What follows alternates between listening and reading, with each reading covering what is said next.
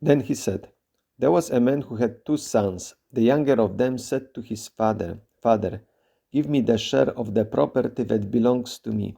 So he divided his property between them. A few days later, the younger son gathered all he had and traveled to a distant country, and there he squandered his property in desolate living. When he had spent everything, a severe famine took place throughout that country, and he began to be in need. So he went and hired himself out to one of the citizens of that country. He sent him to his field to feed the pigs. He would gladly have filled himself with the pods that the pigs were eating, and no one gave him anything.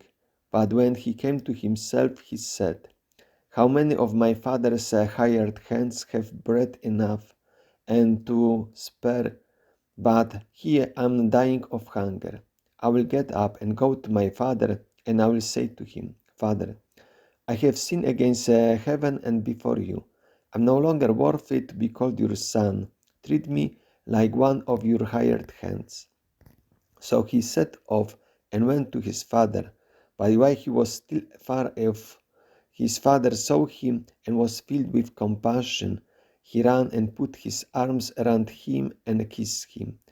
Then the son said to him, Father, I have sinned against heaven and before you. I am not longer worthy to be called your son. But the father said to his slaves, Quickly, bring out a robe, best one, and put it on him.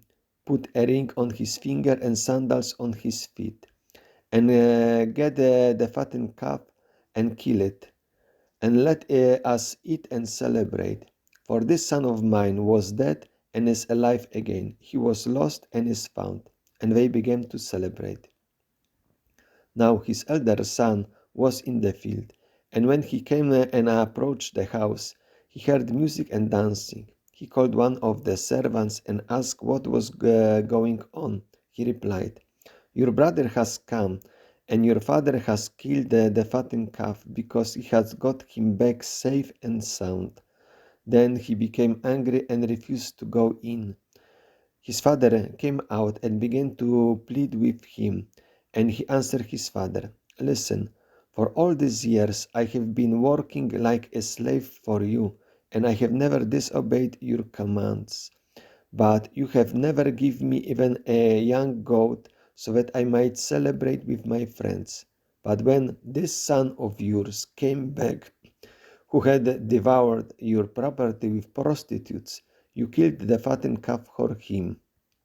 Then the father said to him, Son, you are always with me, and all that is mine is yours.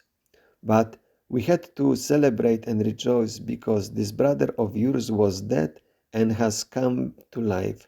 He was lost and has been found.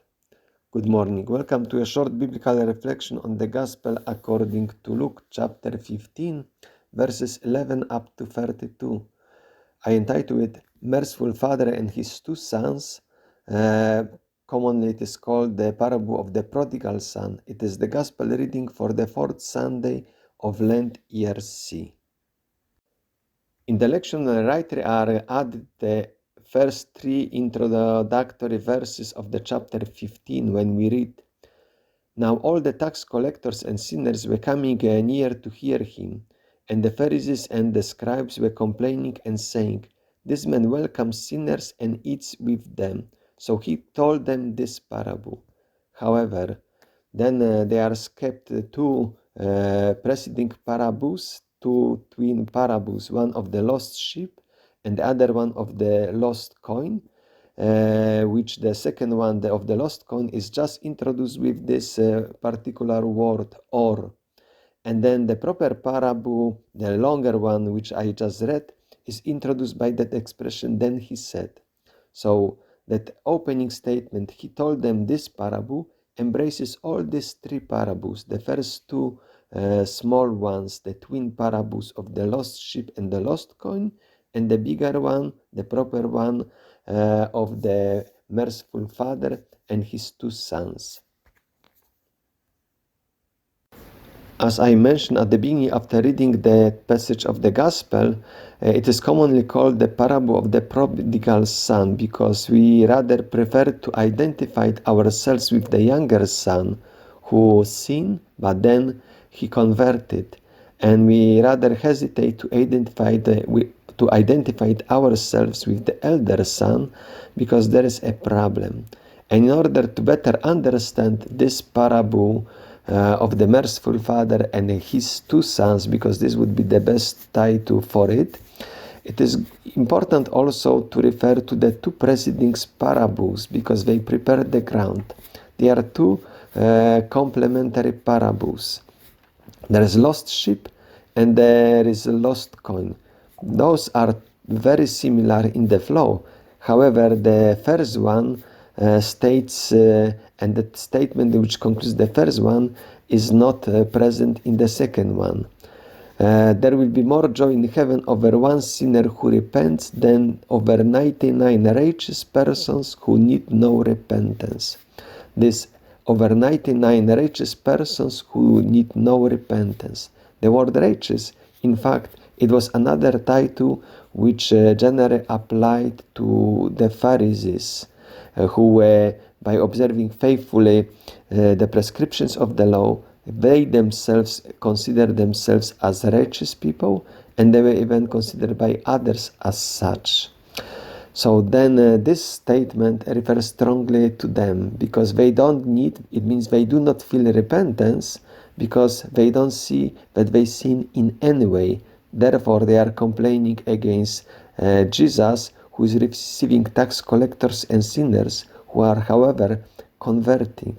And now the lost sheep, which was found because it was lost far away in the desert, is similar to the younger son who was lost in a distant country, also far away from home.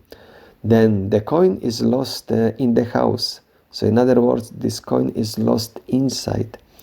And therefore, we see that similarity, because his elder son, who was always with the father, as the father makes the statement, "You are always with me," he lost his own identity, because father says, "All that is mine is yours," but he's complaining against his father that he didn't receive a young goat to celebrate with his friends. And also he distinguished himself from the father and the son by making the statement that the son of yours who squander all this property. Let's see now the summary page. On the summary page, you can see that one parable composed of three elements, it is a triptych, but formed in a very particular way, just answers to the Pharisees and the scribes who are complaining against Jesus that he is receiving tax collectors and sinners.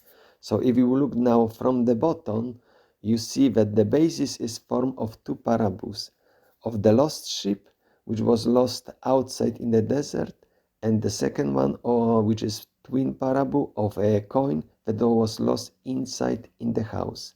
And then on that foundation is built the main parable of the merciful father and his two sons, which also has two parts. The first part, which focuses on the younger son, which now we see that is about the lost sheep, because there is that similarity, because similarly as the lost sheep, he was also lost far away in a distant country.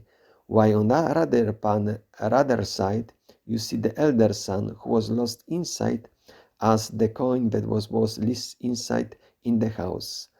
And therefore the younger son represents the tax collectors and sinners who converted.